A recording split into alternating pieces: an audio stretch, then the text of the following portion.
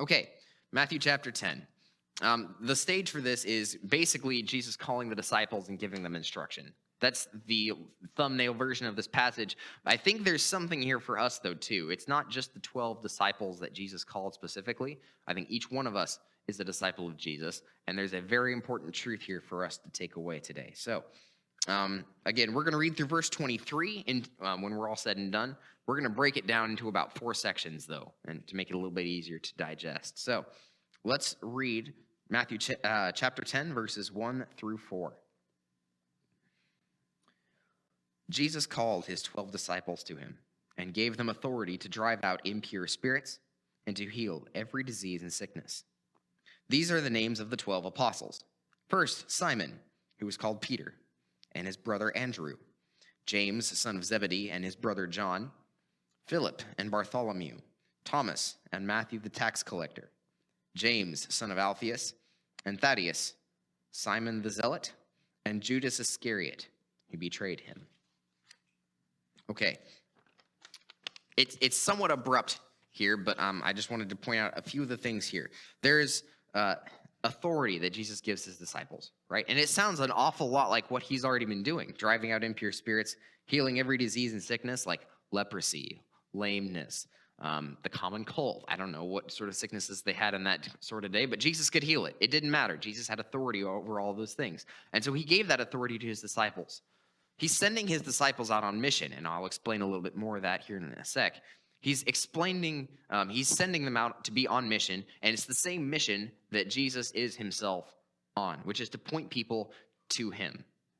And so I don't know where all of you stand on this probably theological debate, I'll say. But there are some people who believe that these gifts exist among us today.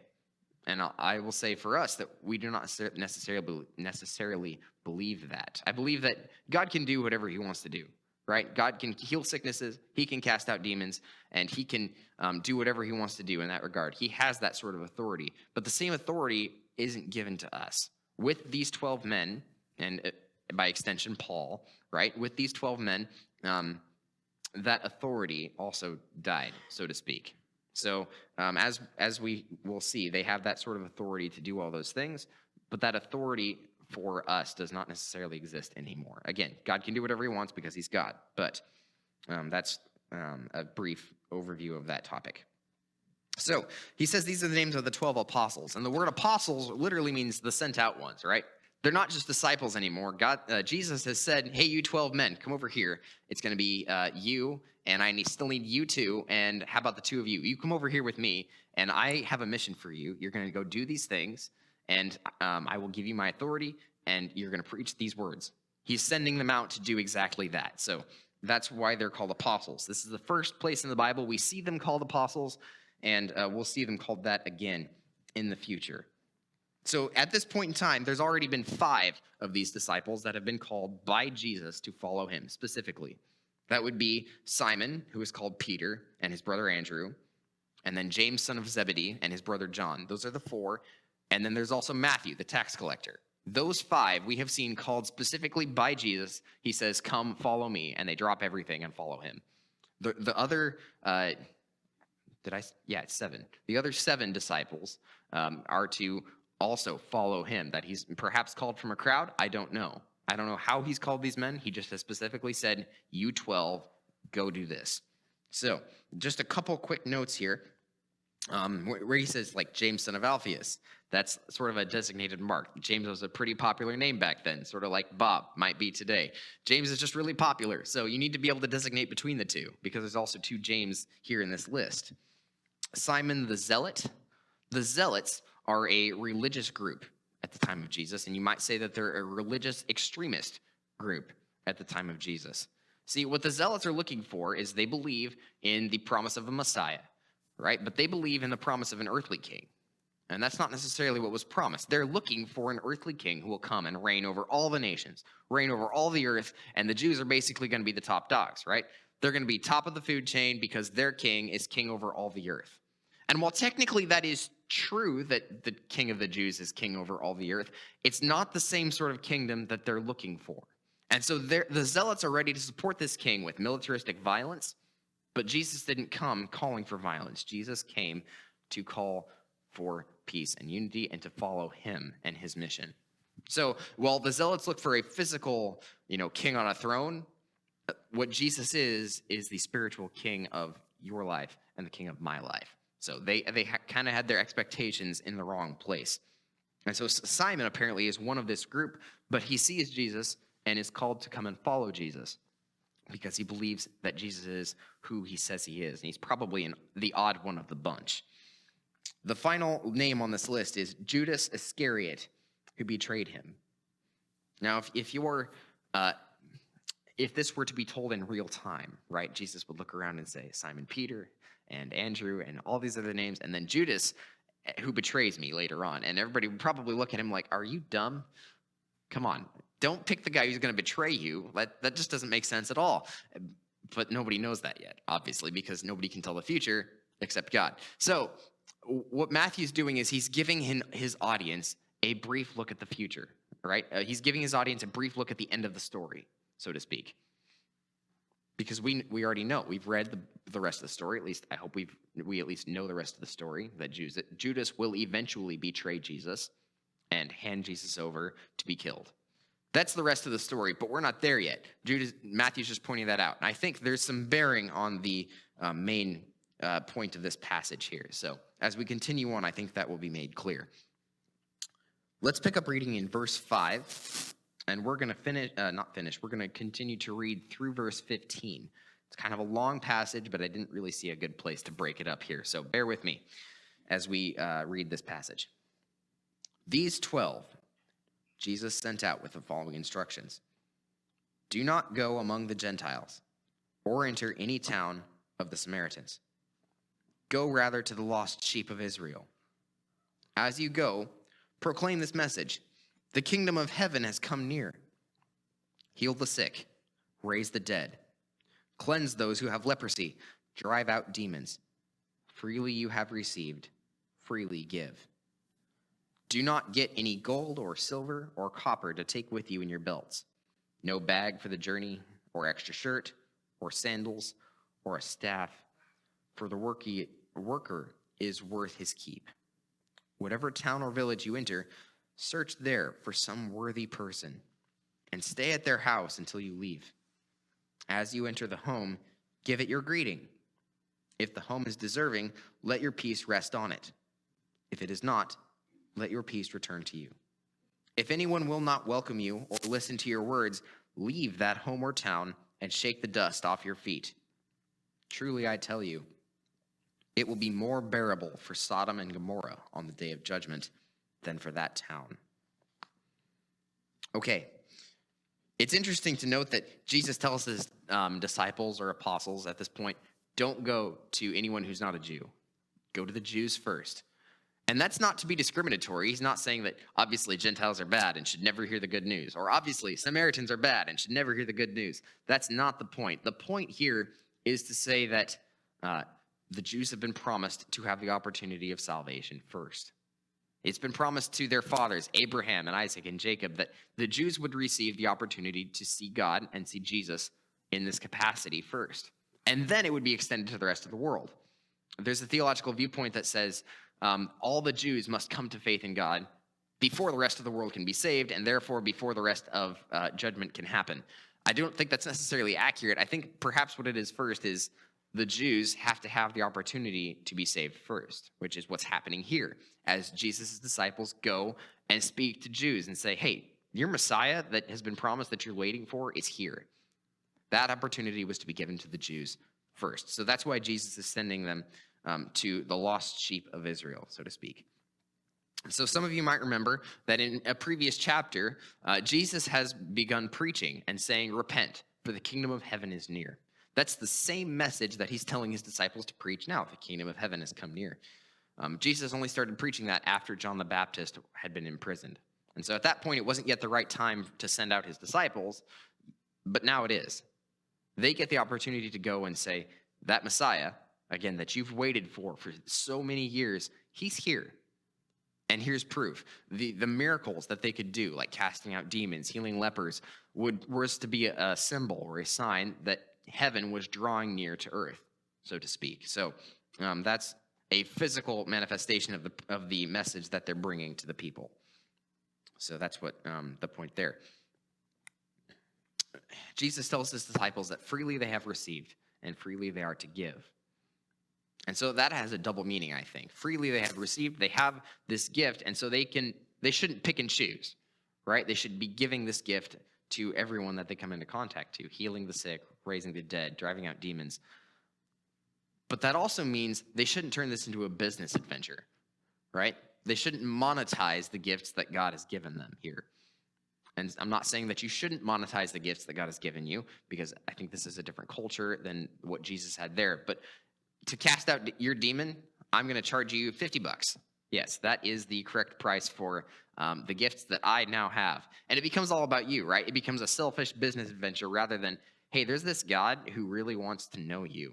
There's a God who really wants to care about you and give you salvation. That should be given to all, free of charge. It's really interesting that Jesus tells his disciples to go with no provisions, right? How many of you would go? No provisions, no money, no food, no shirt, no staff. Yeah, no, I don't know that I would actually have gone either, although I would have liked to say that I could have. But if Jesus said, yeah, take all the provisions you need, you can even have a bag to pick up some things along the way, none of that is what they can bring along with them. And so while they go around the town, how are they supposed to support themselves? They obviously can't support themselves. So what Jesus is telling them is, you will find people along the way who are willing to support you. The people who are willing to listen to your message, some of those people will be willing to support you and say, hey, I know you're doing this. I know you have no supplies. Let me take care of you for a couple days while you preach to the people. Let me give you food. Let me give you water. Let me give you a place to sleep, right? They don't have that otherwise because, again, they didn't take any of those things with them. I just think that's a really interesting qualification of the sending that Jesus is doing here. And I think it highlights the urgency of his mission. We know because we know what the rest of the book is, but they don't know this yet. They have 3.5 years with Jesus on the earth, roughly, give or take probably a couple months. In that amount of time, Jesus, and now by this point in his ministry, Jesus is trying to get the word out to everybody that the Messiah is here, right? Come to me because this is the promised Messiah, and I'm pointing you to God, right? I'm trying to draw you back to God, the God that you've wandered astray from so many times. This is a very urgent message, and so Jesus just needs his disciples to go. Having all those supplies, making a living wage, that can be really time-consuming and detracting from this particular mission. So Jesus just tells his disciples, go. God will provide for you along the way, but I need you to go right now. So I think that's why he's telling them to do that. The traditional greeting, right? So if a gracious host were to take them in, they would greet the host at their house with a peace be with you. And I don't know if there would be any sort of special hand motion or anything, bowing. I don't know for sure because I don't know that culture very well. But they would just say, peace be upon you and upon your household. And they would enter in. And the host would provide them with meals and everything like that. If the host, however, were to be unrepentant, unwilling to listen to this message, and even if the town were to be unwilling to listen to this message, the disciple then would be somewhat obligated to shake the dust off their feet at the door of the house and at the entrance to the town as they leave, signifying sort of that I'm just done with you. I don't want anything else to do with you, and I'm leaving. I'm out. And that was more to signify a sort of a washing of the hands, but in a different sort of in a different way. And so often Jews would do that after they left a country belonging to the Gentiles, anyone who wasn't a Jew, really. They would just shake the dust off their feet because how dare I as a perfect, holy Jew, take any of Gentilian dust with me into Jewish country. They just wouldn't do that because Jews and Gentiles didn't really get along. We don't have those same cultural norms today as they did, for sure, but it's the same as saying, I'm done with you, I'm breaking off this friendship. That sort of thing is what they're saying because they just wouldn't listen to the message. That's what Jesus is telling his disciples to do here. And that's sort of an explanation of the whole shake the dust off your feet metaphor.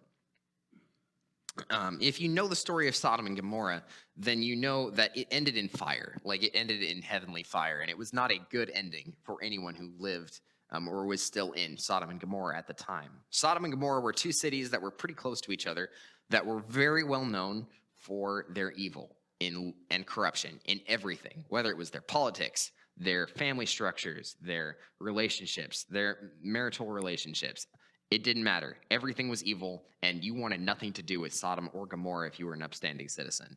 And so God judged those two cities by destroying them. I don't know if he destroyed the cities. I don't think the cities have ever been found. I could be wrong. All that to say, the people in Sodom and Gomorrah all perished because of their evil and their unwillingness to turn away from that evil and turn to God.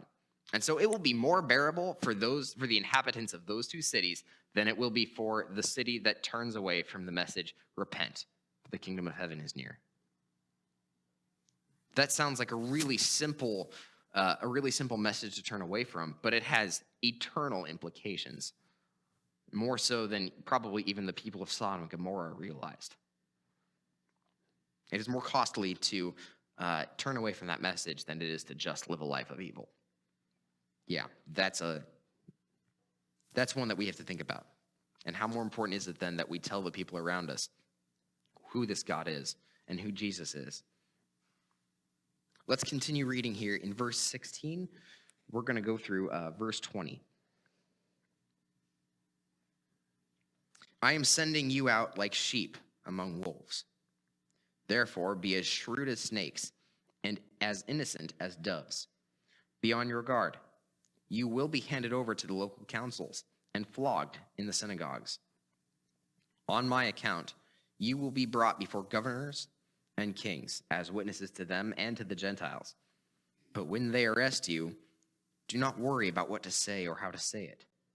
At that time, you will be given what to say, for it will not be you speaking, but the Spirit of your Father speaking through you. Okay, Jesus uses some animal metaphors here. How many of you know anything about sheep? Okay, the only thing I know about sheep is that sheep are dumb.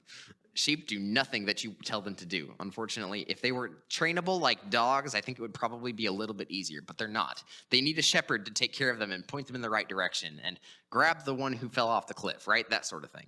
Sheep are just dumb.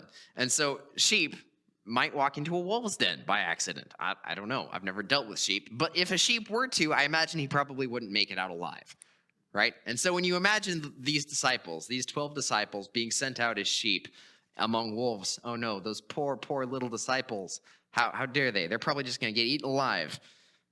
That's what I thought, at least. So what Jesus is telling his disciples here is not to be dumb when they go out into the world, right? Don't be dumb when you preach the message. Go around and make decisions wisely. Be shrewd as snakes, right? Make decisions with a clear mind and know why you're making those decisions, and be as innocent as doves, which is to say, be loyal, right? Be true to the purpose. Be true to the calling that I sent you for. You're on mission for me. Don't waver from that. And he tells them, he actually, it's more of a prediction than a warning of persecution. He predicts that, yeah, you're going to be handed over to people who don't like you, who actually probably hate you because they don't believe what you're telling them, and they're going to beat you up, but that's okay because you're doing it for me. And I told you to go and do this, and you're doing these things because I sent you to go and do it. And I think he's actually encouraging his disciples not to think of this as a punishment, right? Not to be apologetic for what they're doing because they do believe that Jesus is who he says he is. Not to be apologetic for that and not to think of it as punishment, but rather as an opportunity. We see many stories later on where these apostles and disciples would come before high-ranking officials, kings, the emperor of Rome, even historically. We know that the apostle Paul came before the emperor of Rome. It's like us coming before the president of the United States and saying, hey, there's a God who loves you. Specifically you, not talking about the nation, I'm talking about you. And he cares about you, and he wants you to know him. It's that sort of equivalent. So he tells them, don't worry about what to say or how to say it. The Spirit of God will give you the words to say.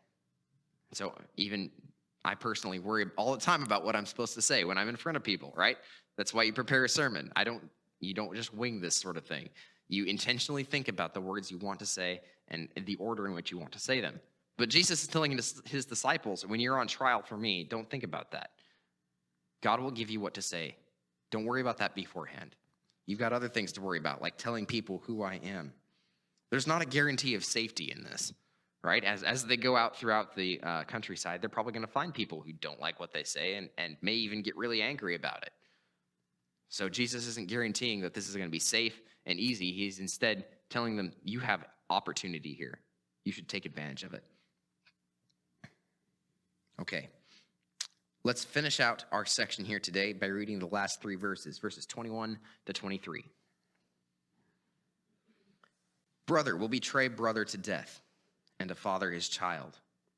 Children will rebel against their parents and have them put to death. You will be hated by everyone because of me. But the one who stands firm to the end will be saved. When you are persecuted in one place, flee to another. Truly I tell you, you will not finish going through the towns of Israel before the Son of Man comes. Okay, so I don't know all of your family stories, but I imagine at least a few of you can probably relate to having faith in God sort of divide your family, right? Having siblings who don't get along because one is a Christian and one is not. Having a father and their child who doesn't get along because one of them is a Christian and one of them is not. That's not the intent of Christianity by any means, to divide families. It happens because we as people are just really stubborn. And sometimes when we get told to do, we get really upset about that. Even if we know it's the right thing to do, we get really upset about it, and we want to do our own thing. So in that way, Christianity can divide families that way. And it's never good. No one ever cheers for that or should ever cheer for that. But sometimes that happens. But Jesus ends here with an encouragement. In verse 20, actually, if we backed up one verse, the Spirit of your Father speaks through you. It's an encouragement that says you're not alone. Like, even if you're the only one traveling the countryside, and it feels like you're the only one telling these people who Jesus is, and you're the only one telling them you need to repent because heaven's coming here to save you. And Jesus is coming here because he loves you and he wants to be in a relationship with you. If you're the only one telling them that, that's going to get real lonely real fast, especially if your family doesn't agree.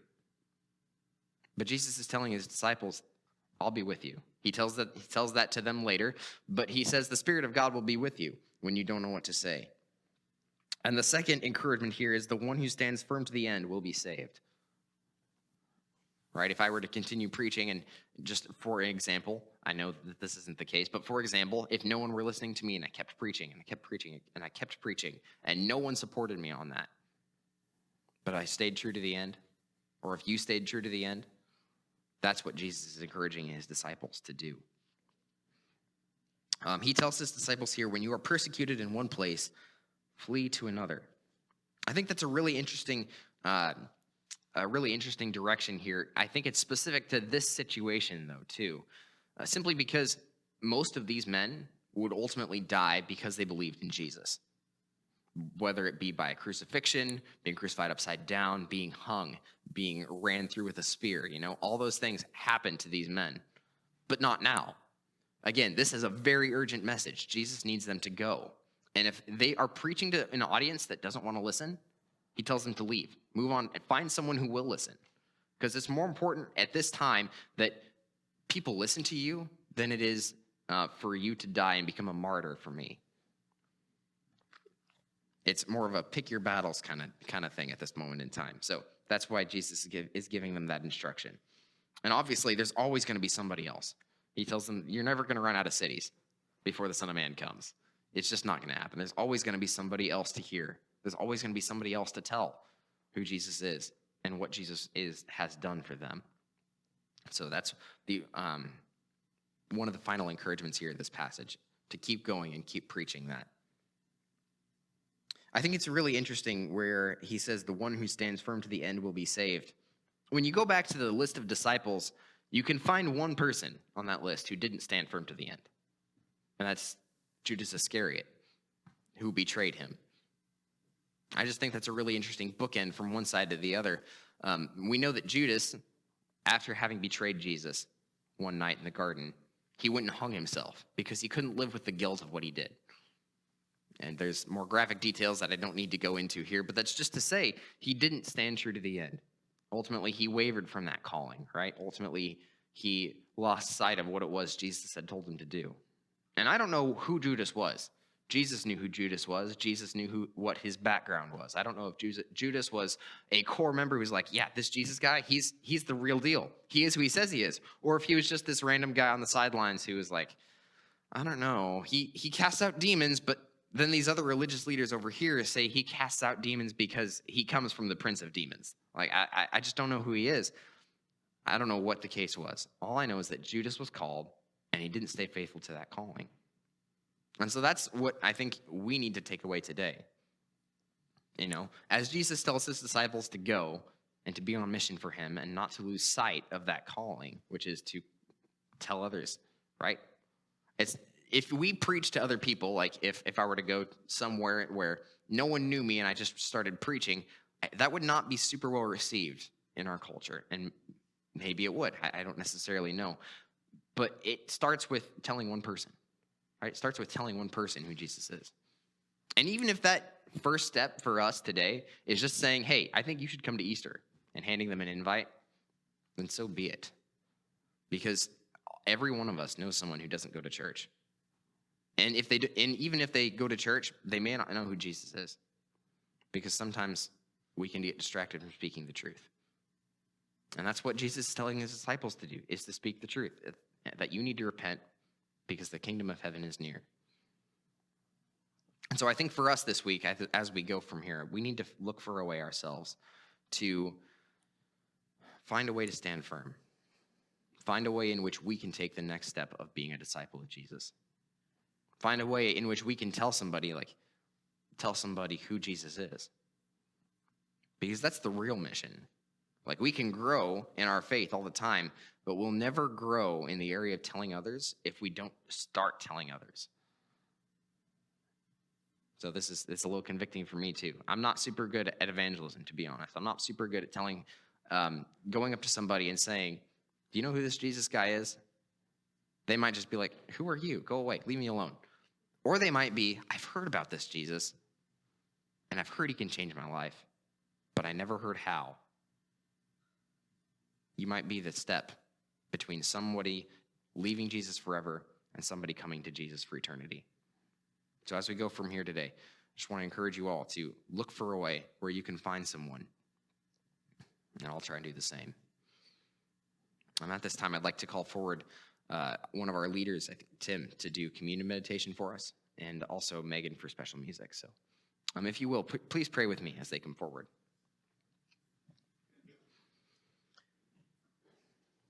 God, as we come before you this morning, I pray that you would use us as you see fit. I don't know where you've called each of us today necessarily, but I do know that you've called us to be disciples of you, to try and grow in our own faith and help others grow in theirs.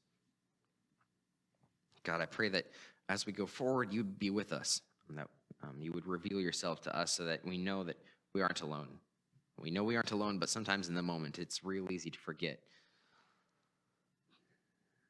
Please be with us and give us strength and encouragement to speak up and tell somebody new who you are and how you can change their life. Father, thank you most of all for your son Jesus, who died on the cross for us and took our place. It's in his name that I pray all these things. Amen.